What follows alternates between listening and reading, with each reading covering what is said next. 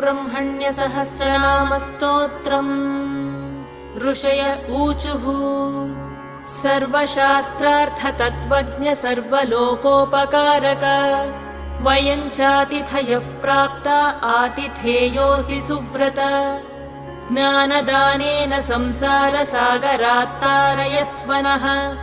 कलौ कलुषचित्ताये नराः पापरताः सदा। केन स्तोत्रेण मुच्यन्ते सर्वपातकबन्धनैः।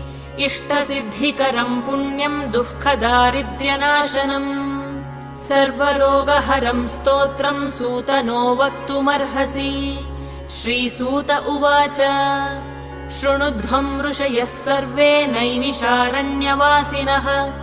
तत्त्वज्ञानतपोनिष्ठाः सर्वशास्त्रविशारदाः। स्वयंभुवा पुरा प्रोक्तं नारद